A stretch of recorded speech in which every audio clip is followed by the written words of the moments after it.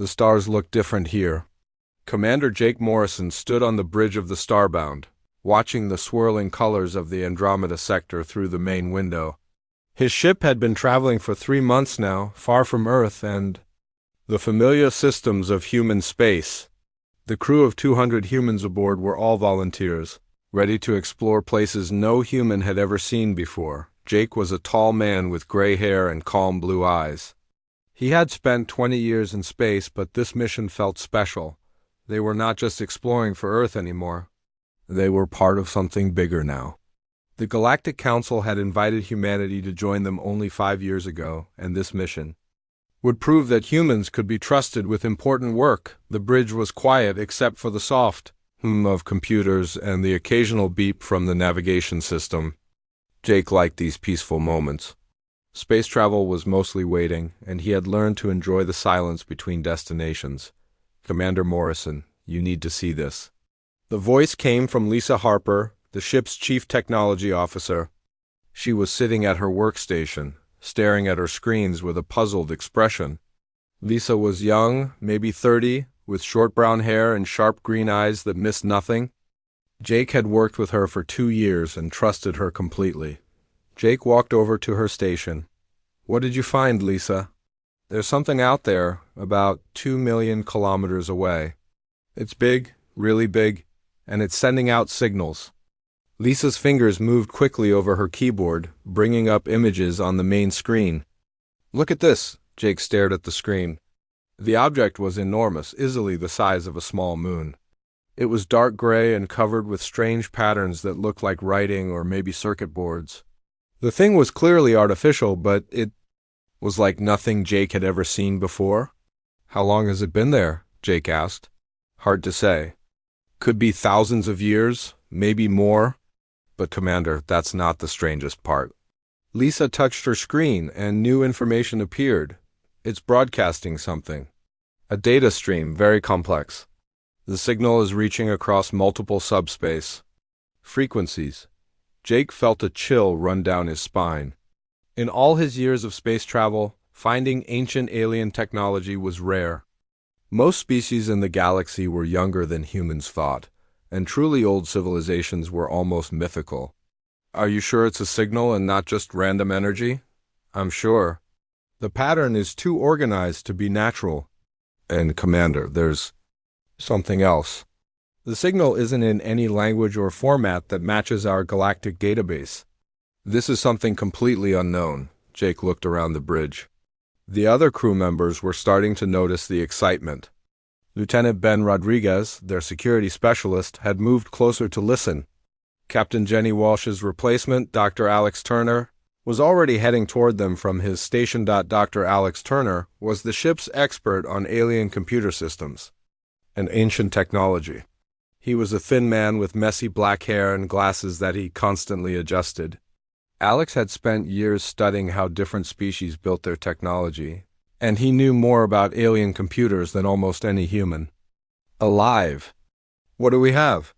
Alex asked, looking at the screen. Lisa quickly explained what she had found.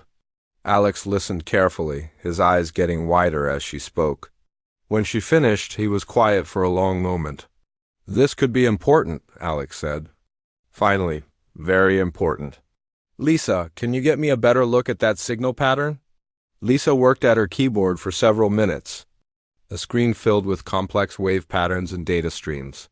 To Jake, it looked like random noise, but Alex was studying it with intense focus. My God, Alex whispered. This isn't just a signal, this is code, executable code. What does that mean? Jake asked. It means this thing isn't just broadcasting information, it's broadcasting a program. Something designed to run on computer systems. Alex adjusted his glasses nervously. Commander, I need to contact the Galactic Council immediately. This could be a discovery of major importance, Jake nodded. Do it, but first I want a full scan of that object. Lisa, get every sensor we have focused on that thing. I want to know everything about it before we report to the Council. The next few hours passed quickly. The crew worked with focused energy, taking measurements and recording data. The alien structure was even stranger than they had first thought. It was clearly very old, possibly millions of years, but it was still functioning. Power readings showed it was drawing energy from somewhere, possibly from the quantum field itself. Dr. Sarah Kim, the ship's historian, joined the investigation. She was a small woman with long black hair and a quick smile. Sarah specialized in galactic history and had studied the legends and myths of dozens of species. She looked at the structure's design and shook her head. "I've never seen anything like this," Sarah said. "The construction techniques are beyond anything in our historical records, but there's something familiar about the patterns. They remind me of something I've read about." "What?" Jake asked. "The Void Runners. They're mentioned in the oldest legends from several species. Supposed to be an ancient race that ruled the galaxy long ago and then disappeared. Most scholars think they're just myths, but this structure, it has the same geometric patterns described in the old stories." Alex looked up from his work. "The Void Runners are real? I thought those were just legends."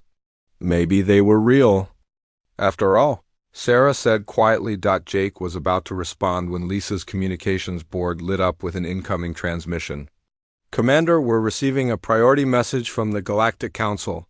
Admiral Helen Brooks wants to speak with you directly." Admiral Brooks was a stern woman with silver hair and piercing brown eyes. She appeared on the main screen wearing the dark blue uniform of the Galactic Defense Force. Jake had met her once before, and he remembered her as someone who did not waste time on small talk. "Commander Morrison," Admiral Brooks said. "I understand. You found something unusual." "Yes, Admiral. We've discovered what appears to be an ancient alien structure, broadcasting a complex data stream. Dr. Turner believes it may be executable code." Admiral Brooks was quiet for a moment. "Commander, I'm dispatching a joint task force to your location immediately. Do not attempt to interact with that structure in any way. Do not download or analyze the signal beyond basic measurements." "Is that understood?" Jake was surprised by the urgency in her voice. "Admiral, may I ask why?" "Because, Commander, you may have found something that could threaten every civilization in the galaxy. The task force will arrive in 18 hours. Until then, maintain a safe distance and observe only." The transmission ended, leaving the bridge in stunned silence. Jake looked at his crew, seeing his own confusion reflected in their faces. "What do you think that was about?" Lisa asked. "I don't know," Jake said. "But if Admiral Brooks is sending a joint task force, this is bigger than we thought." Alex was still staring at the data from the alien structure. "Commander, I've been analyzing the signal pattern using human cryptographic techniques. The code structure is unlike anything I've seen before. It's incredibly sophisticated, but there's something else. The way it's designed, it looks like it's meant to interface with multiple different types of technology simultaneously." "What do you mean?" "I mean this program could potentially run on any computer system, regardless of how it was built. Human computers, Zephyrian hive minds, Nexari crystal matrices, even bio-neural networks. It's designed to be universally compatible." Jake felt that chill again. A program that could run on any computer system was either incredibly useful or incredibly dangerous. Given Admiral Brooks' reaction, he was starting to suspect it was the latter. "Keep analyzing it," Jake said, "but follow the Admiral's orders. No direct interaction with the structure. We wait for the task force." As the hours passed, the crew continued their observations. The alien structure remained silent except for its constant signal broadcast. But Alex's analysis was revealing more disturbing details. The program wasn't just universally compatible. It was actively adaptive, designed to modify itself based on the systems it encountered. Jake stood on the bridge, watching the ancient structure on the main screen. Somewhere in the back of his mind, he knew this discovery would change everything. He just hoped it would change things for the better. The joint task force arrived exactly 18 hours later, just as Admiral Brooks had promised. Jake Morrison watched from the bridge as 12 ships of different designs dropped out of hyperspace around the alien structure. The fleet was impressive, with vessels from at least 6 different species. The largest ship was obviously the command vessel, a massive Zephyrian cruiser that looked like a giant insect made of metal and crystal. Incoming transmission from the task force commander. Lisa Harper announced from her station. The main screen flickered and showed a being that Jake had never seen before. It was tall and thin, with 6 arms and a head that looked like it was made of moving parts. Its skin was a pale blue color, and its eyes were large and completely black. When it spoke, its voice was translated by the ship's computer into clear English. I am Commander Vexstar of the Zephyrian Collective. I will be leading this investigation. Commander Morrison, prepare to receive my team aboard your vessel. Jake straightened his uniform. Of course, Commander Vexstar. We're ready to assist in any way possible. Within an hour, the Starbound's main docking bay was filled with alien representatives from the task force. Jake had worked with other species before, but never so many at once. Besides Commander Vexstar, there were 3 Nexari beings that looked like living crystals and 2 Aquarians, who wore special suits filled with water so they could breathe. The meeting took place in the ship's main conference room. Jake sat at one end of the table with Dr. Alex Turner, Lisa Harper, and Dr. Sarah Kim. The aliens arranged themselves around the other end, their different breathing requirements making the room feel strange and foreign. Dr. Turner, Commander. Vexstar said, please present your analysis of the signal. Alex stood up and activated the room's display screen. The complex wave patterns and data streams filled the air above the table. The signal is definitely executable code, extremely sophisticated. It appears to be designed to interface with any type of computer system, regardless of the underlying technology. One of the Nexari, a being that looked like a walking diamond, made a sound like breaking glass. The translator converted it to words. This is most disturbing. Such universal compatibility is theoretically possible but extremely dangerous. Why dangerous? Jake asked. Commander Vexstar's 6 arms moved in what might have been a gesture of worry. Because Commander Morrison, a program that can run on any system, could potentially control any system. In the wrong hands, such code could be used to attack every civilization in the galaxy simultaneously. Alex continued his presentation. There's more. The program isn't just universally compatible, it's adaptive. It can modify itself based on the systems it encounters. I've never seen anything like it. The room fell silent. Jake could feel the tension building among the alien representatives. Finally, Commander Vexstar spoke again. Dr. Turner, I must ask you to stop your analysis immediately. What you have discovered is far more dangerous than you realize. What do you mean? Alex asked. Commander Vexstar looked around the table at the other aliens. They seemed to be communicating in some way that Jake couldn't understand, probably through technology or telepathy. After a moment, the Zephyrian turned back to the humans. We have been waiting for this day for many years, Commander Vexstar said. The signal you have found is not just any program. It is a galaxy-wide kill switch. Jake felt his stomach drop. A kill switch. Yes, a program designed to shut down all advanced technology across every inhabited system in the galaxy. Ships, planets, space stations, everything. It would happen simultaneously, leaving billions of beings without life support, power, communication. Dr. Sarah Kim leaned forward. This is connected to the Void Runners, isn't it? The ancient race from the legends. The Nexari being made another glass-breaking sound. The Void Runners were not legends. They were real, and they were the most technologically advanced species the galaxy has ever known. They ruled over hundreds of systems millions of years ago. What happened to them? Sarah asked. They disappeared, Commander Vexstar said. Completely and suddenly. One day they were there, the next day they were gone, no trace, no explanation. We have searched for evidence of their fate for generations. Alex was staring at the data on the screen. You think they created this kill switch? We know they did, one of the Aquarians said, its voice bubbling through the water in its suit. Our oldest records speak of the Void Runner's final project. They called it the Reset Protocol. It was designed to prevent any species from reaching their level of technology. Jake tried to process what he was hearing. Why would they do that? Because they realized they had made a mistake, Commander Vexstar explained. The Void Runners became so advanced that they could not control their own technology.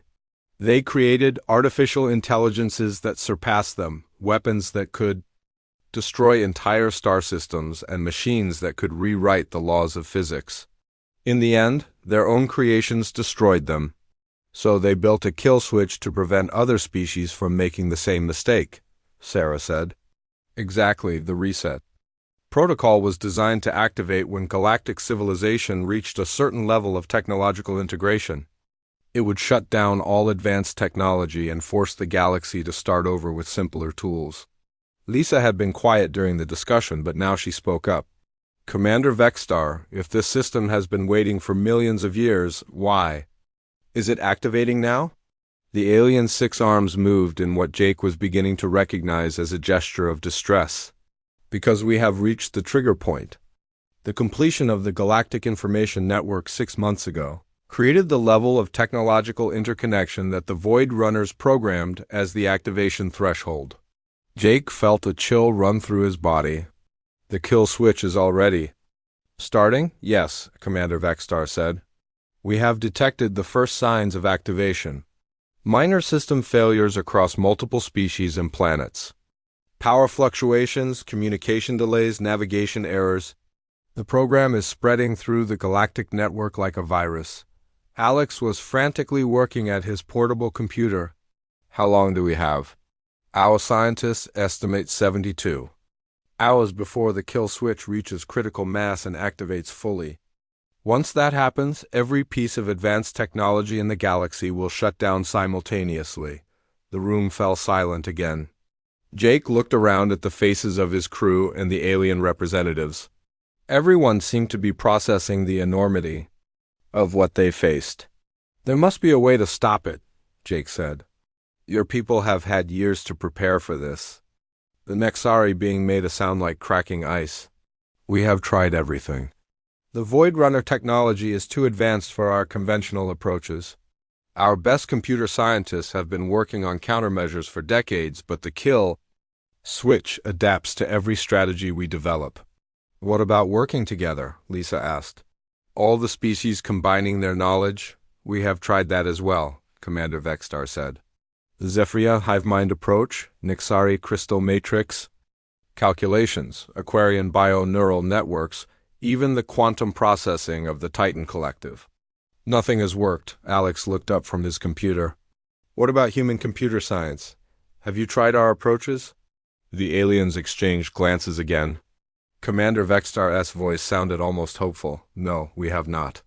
Human computational methods are still largely unknown to us.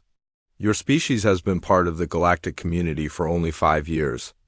Our computer science developed very differently from yours, Alex said.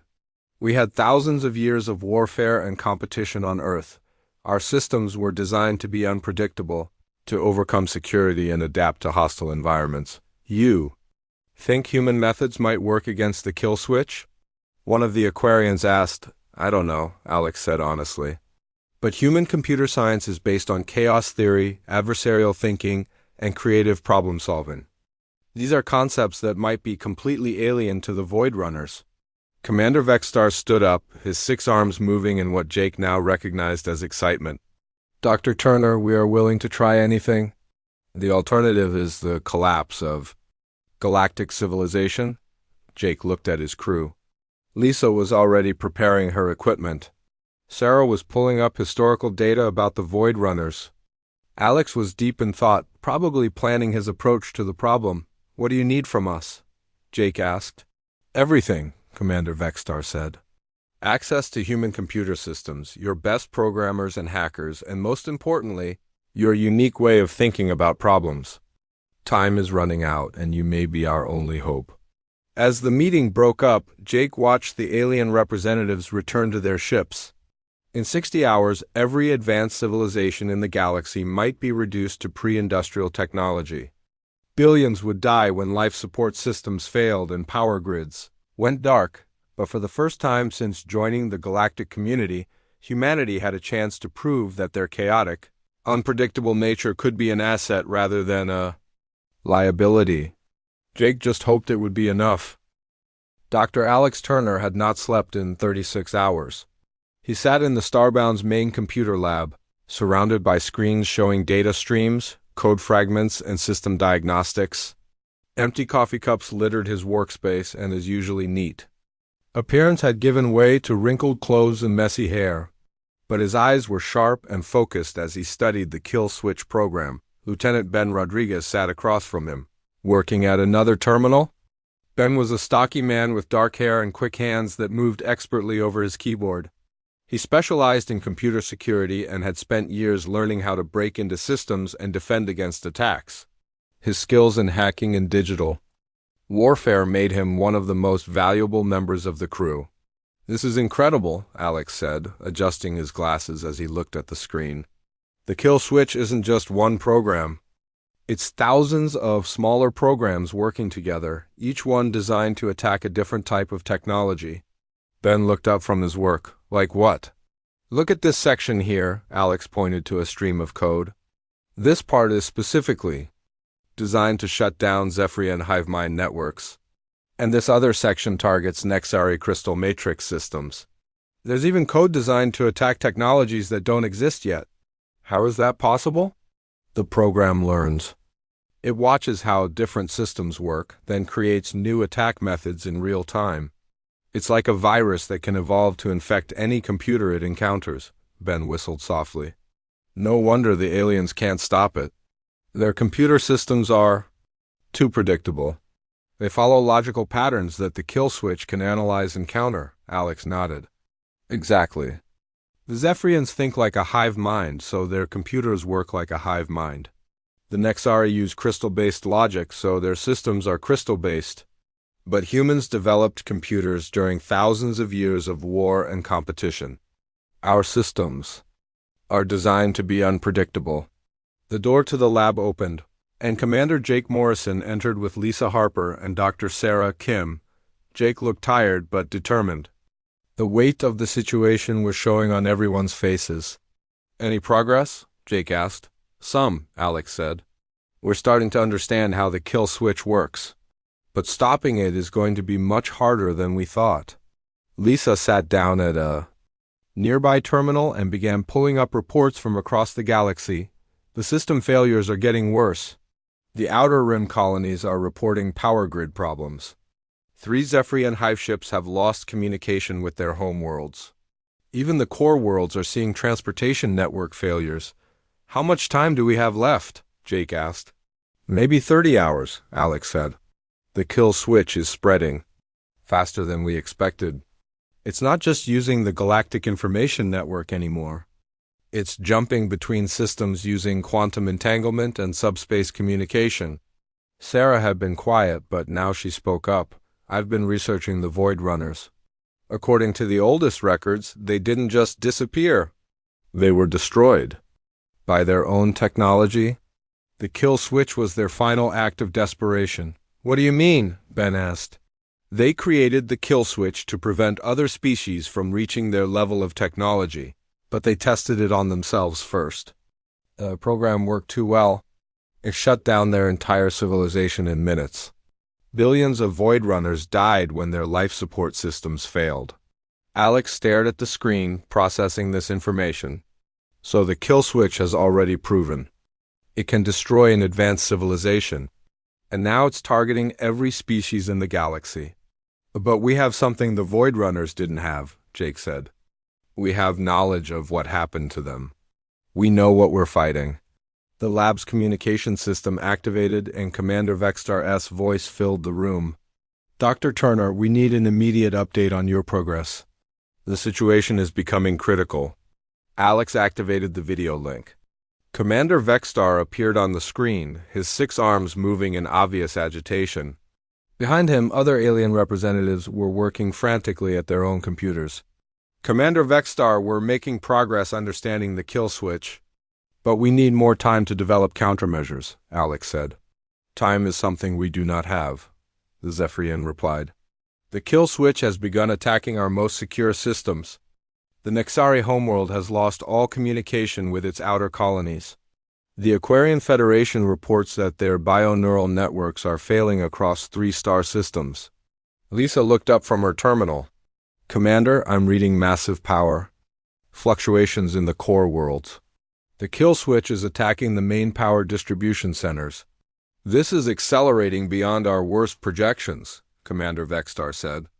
Dr. Turner, whatever you are planning, you must implement it immediately. Alex exchanged glances with his team. Commander, we have an idea, but it's extremely dangerous. And it requires something that's never been attempted before. What do? You need? We need to connect human consciousness directly to the galactic network. Our computers alone aren't enough. We need human creativity and intuition working inside the network itself. The aliens on the screen fell silent. Finally, Commander Vexstar spoke. That is impossible. No organic mind can interface directly with galactic-scale computing systems. The information flow would destroy any biological consciousness. Not necessarily, Ben said. Humans have been experimenting with advanced neural interfaces for years. We have technology that can boost human consciousness and allow it to process information at computer speeds. You're talking about cybernetic enhancement, Jake said. That's dangerous enough with normal computers. With something the size of the galactic network, it could kill whoever attempts it. Alex stood up and began pacing. It's our only chance. The kill switch is designed to counter logical, predictable approaches. But human consciousness isn't logical or predictable. We make intuitive leaps, we think in metaphors, we solve problems through creativity rather than pure logic. The Void Runners were logical beings, Sarah added. Their technology reflects that. They couldn't have designed the kill switch to counter something as chaotic as human thought. Commander Vexstar's image flickered as communication problems affected the connection. Even if your plan could work, who would volunteer for such a dangerous procedure? Before anyone could answer, the lab door opened again. Lieutenant Chris Johnson entered, walking with the slight mechanical precision that marked him as a cyborg. Chris was a veteran of the Mars conflicts, where he had been severely injured and rebuilt with advanced cybernetic systems. His left arm was completely artificial, and neural implants enhanced his reflexes and information processing abilities. I heard you need someone with neural interface capabilities, Chris said. His voice had the slightly metallic quality that came from vocal cord reconstruction. Chris, this isn't like the interfaces you're used to, Alex warned.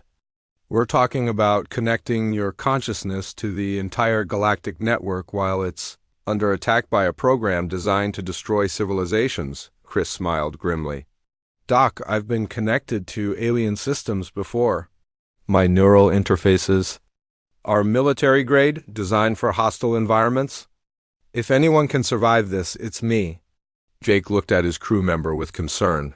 Chris, you understand this could kill you? Yes, sir. But if we don't try, the kill switch will kill everyone in the galaxy anyway. At least this way, we have a chance. Alex turned back to the screen. Commander Vexstar, we'll need your help. We have to position human ships throughout the galaxy to create a distributed network. Each ship will have a crew member with neural interfaces who can support the main connection. How many ships? At least 50, maybe more. And they need to be in position within 12 hours.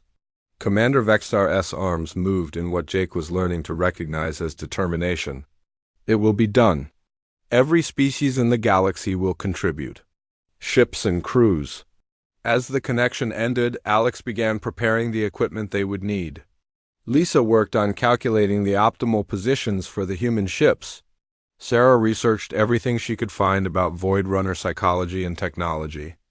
Ben started writing the software that would allow human consciousness to interface with the galactic network. And Chris Johnson sat quietly in the corner, preparing himself mentally for a procedure that would either save galactic civilization or kill him in the attempt. Outside the lab, Jake Morrison stood looking out at the stars. In a few hours, they would attempt something that had never been done before.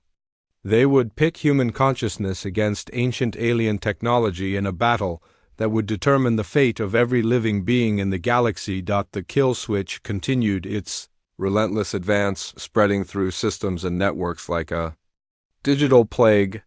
But for the first time since the crisis began, Jake felt a spark of hope.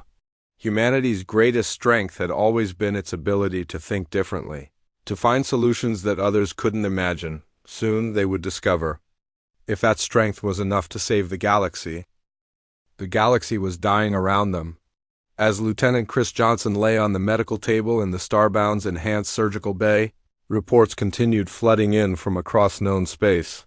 The Nexari homeworld had gone completely dark 3 hours ago. Half the Zephyrian fleet was drifting powerless in space.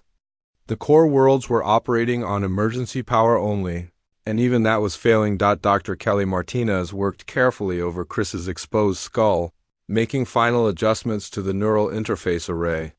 Kelly was humanity's leading expert on cybernetic consciousness transfer, a small woman with steady hands and eyes that never wavered under pressure. She had flown in from Earth aboard the fastest ship available, arriving just 6 hours ago with equipment that had never been tested on this scale. "The quantum processors are synchronized," Kelly announced. "Chris, this is your last chance to change your mind. Once we activate the interface, there's no going back." Chris looked up at her with calm eyes. "Doc, I've been living with machines in my head for 8 years. This is just more of the same, except bigger." Dr. Alex Turner stood nearby, monitoring the network connection status. 57 human ships were now positioned throughout the galaxy, each carrying a volunteer with enhanced neural interfaces. The plan was ambitious and dangerous. Chris would serve as the primary consciousness, with the other volunteers supporting him through a distributed network of human awareness. "The support network is ready," Alex reported. "All 57 ships are reporting green status. Their crews are standing by." Commander Jake Morrison entered the medical bay, his face grim with the weight of command. "Chris, the latest reports show the kill switch is accelerating again. You're going in sooner than we planned." "How much sooner?" Chris asked. "The final activation sequence has begun. We estimate 4 hours until total galactic shutdown." "Dr." Kelly Martinez paused in her work. 4 hours? We calculated for 8 hours minimum. The neural buffers aren't designed for this kind of time pressure. "It's what we have," Jake said. "Can Chris survive 4 hours in the network?" Kelly was quiet for a moment, running calculations in her head. "Possibly, but the strain on his consciousness will be enormous. And if the kill switch adapts faster than expected, I'll be dead," Chris finished. "I understand the risks, Commander. Let's do this."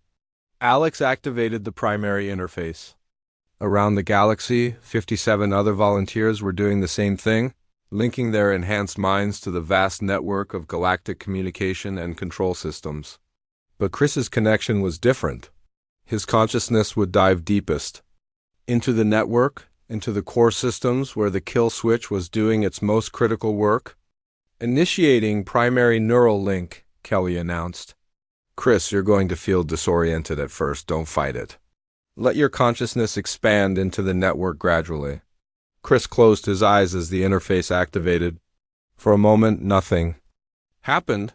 Then his eyes snapped open, but they were no longer focused on the room around him. He was seeing something else entirely.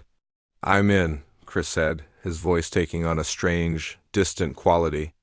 "My God, it's enormous. The network is bigger than I imagined. I can see data streams flowing between star systems, connecting billions of devices across hundreds of worlds." "Can you see the kill switch?" Alex asked. "Yes, it's everywhere." "Like a virus spreading through every connection, every system?" "It's rewriting code as it goes, adapting to each new type of technology it encounters." Chris's body remained still on the medical table, but his consciousness was racing through digital space at the speed of light. "The support network is stable," one of the technicians reported. "All 57 connections are holding." Chris began moving deeper into the network, guided by his enhanced awareness and supported by the distributed human consciousness network. What he found was both beautiful and terrifying. The galactic network was a living thing, pulsing with information and energy. But the kill switch was poisoning it, turning its strength into weakness. "I can see how it works," Chris reported. "The kill switch isn't just shutting systems down. It's convincing them to shut themselves down. It sends commands that look like legitimate system updates, but they're actually shutdown orders. Can you stop it? Jake asked. Not directly. It's too big and too well defended, but I think I can cuse it. Chris's consciousness split into multiple streams, each one probing different aspects of the kill switch program. The Void Runners designed this thing to counter logical attacks, but what if we don't attack logically? Dr. Alex Turner understood immediately. Chaos theory. Instead of trying to defeat the kill switch with superior logic, we introduce randomness into the system. Exactly, Chris said. I'm going to start feeding the kill switch contradictory data, information that doesn't make logical sense. Maybe I can overload its adaptive algorithms. What followed was unlike anything that had ever happened in the galaxy's history. Chris Johnson's enhanced consciousness began a digital war with an ancient alien program, fighting in cyberspace while his body lay motionless on a medical table. Billions of kilometers away, the kill switch responded to Chris's chaotic inputs by trying to adapt, but human randomness proved harder to counter than expected. Where alien logic was predictable, human creativity was not. Chris began introducing elements that the Void Runners could never have anticipated. Jokes, paradoxes, poetry, and pure nonsense mixed with sophisticated programming techniques. It's working, Alex announced, watching the data streams. The kill switch is slowing down. Its adaptation routines are getting confused by the contradictory inputs, but the program was learning. After 20 minutes of chaotic bombardment, it began developing countermeasures. The kill switch started ignoring Chris's random inputs and focusing on its core mission of shutting down galactic technology. It's adapting faster than I hoped, Chris reported, strain beginning to show in his voice. I need more chaos, more randomness than one human mind can generate. Use the support network, Dr. Kelly Martinez suggested. Connect with the other volunteers. 57 human minds working together should generate enough chaos to overwhelm any adaptive system. Chris reached out through the network, linking his consciousness with the 56 other humans scattered across the galaxy. Suddenly, his awareness expanded exponentially. He was no longer one mind fighting the kill switch, but a collective human consciousness that could think in ways no single being ever could. The effect on the kill switch was immediate and dramatic.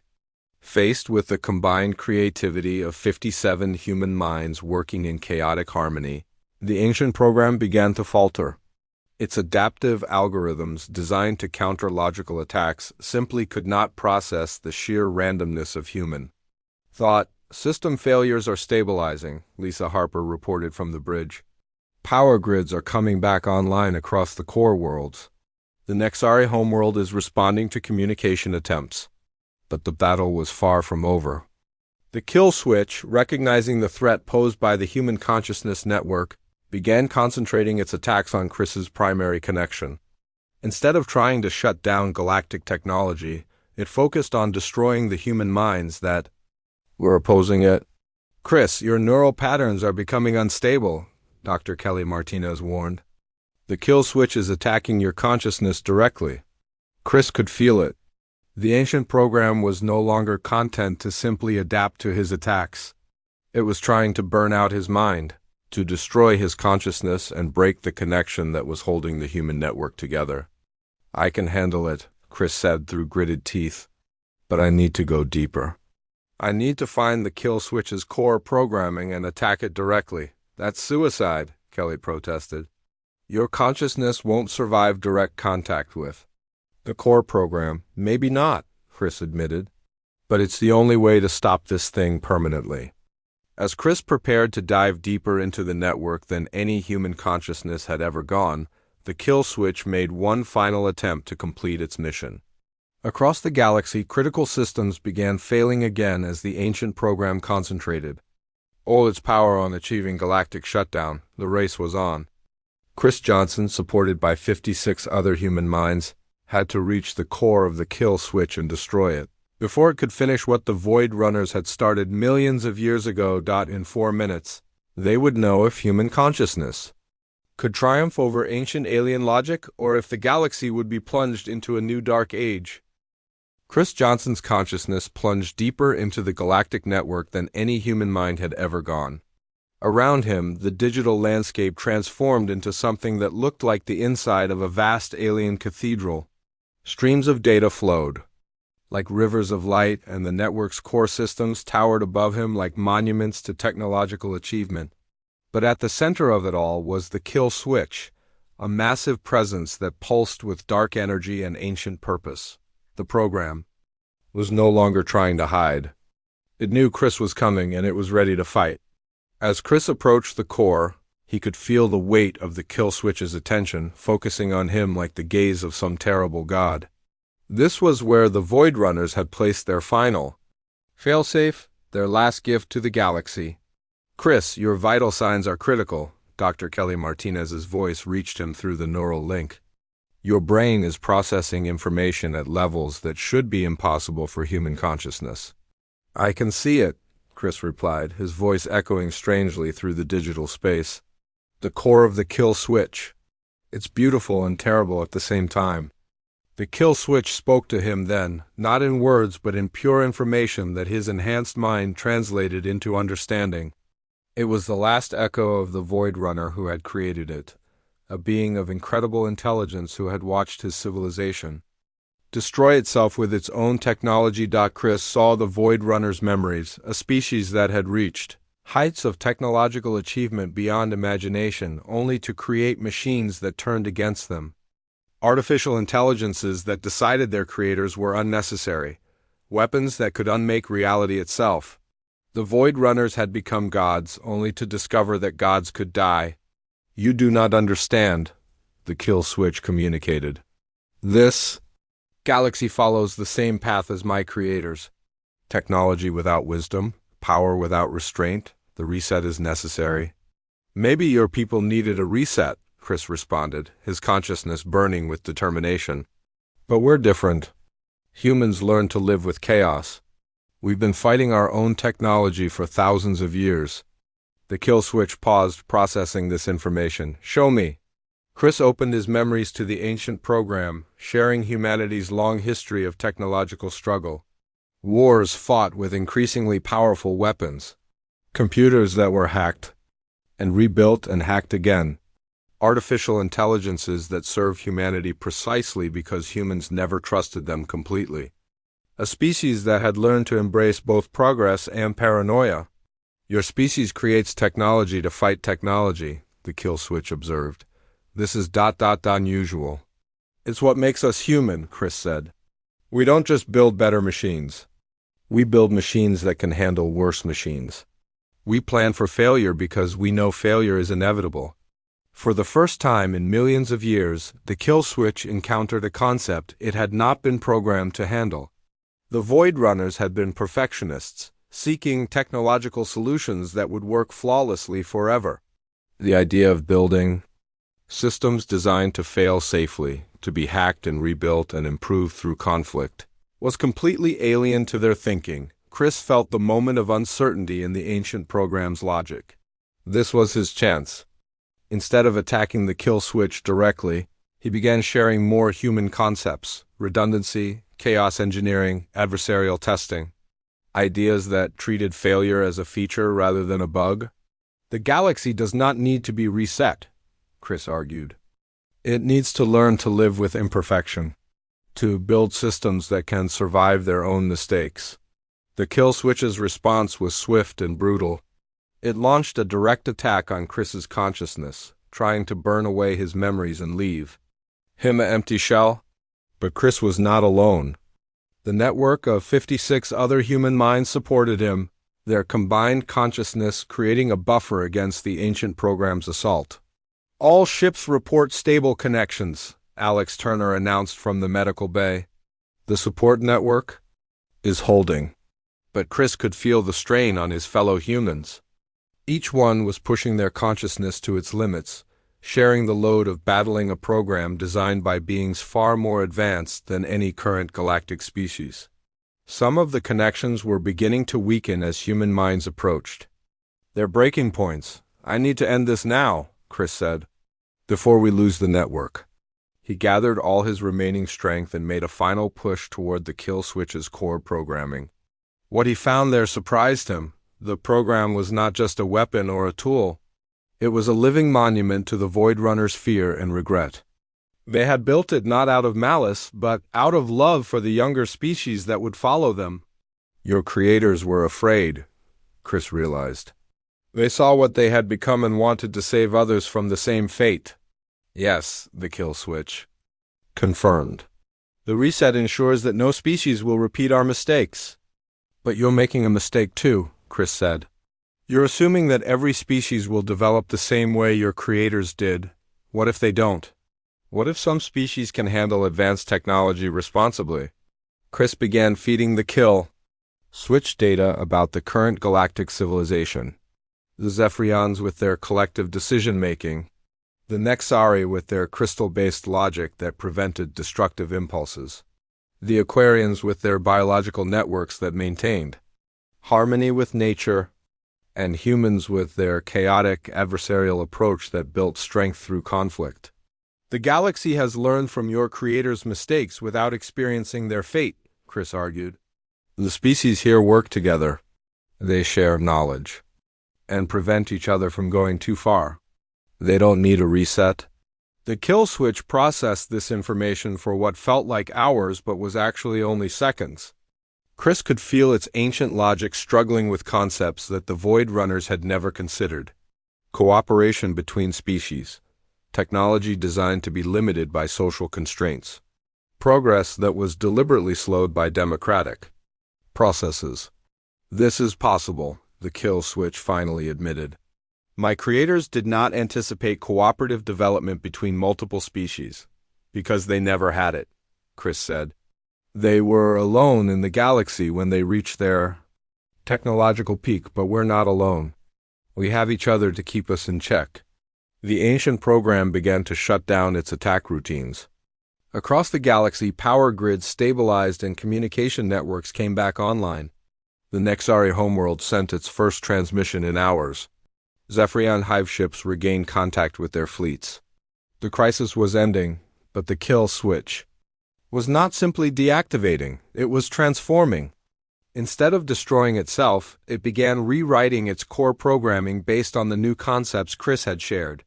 The program that had been designed to reset galactic civilization became something else entirely, a guardian system designed to monitor technological development and provide warnings before dangerous thresholds were reached.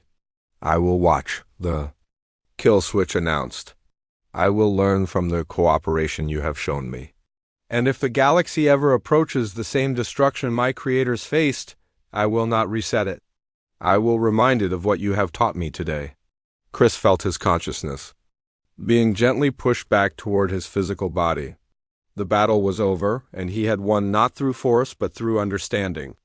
The ancient program released its hold on the galactic network and settled into its new role as a wise counselor rather than a destructive force. Chris, can you hear me? Dr. Kelly Martinez's voice sounded far away, but welcome. Chris opened his eyes and found himself back on the medical table in the Starbound surgical bay. His body ached from the strain of the neural interface, but he was alive and whole.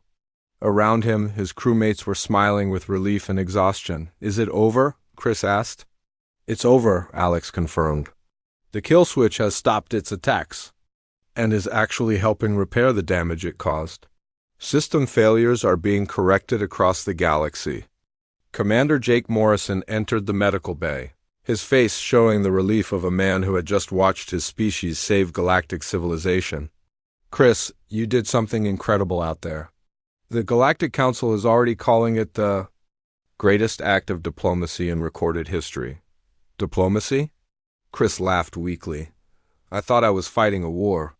You were, Jake said, but you won it by making peace instead of victory. Over the following days, as Chris recovered and the galaxy returned to normal, the true impact of what had happened became clear. Humanity had not just saved galactic civilization. They had fundamentally changed it. The kill switch, now calling itself the Guardian Protocol, began sharing Void Runner technology and knowledge with the galactic community. Ancient secrets that had been lost for millions of years became available to help all species develop more safely, but more importantly, humanity had proven that their chaotic, unpredictable nature was not a weakness but a strength. Their ability to think outside established patterns, to embrace failure and uncertainty, had saved everyone. The Galactic Council formally recognized humans as the galaxy's technological watchdogs, responsible for ensuring that progress never again threatened to destroy those who created it. Chris Johnson returned to duty a hero, but he never forgot the lesson he had learned in the depths of the galactic network. Sometimes the greatest victory came not from defeating your enemy, but from understanding them well enough to make them your friend.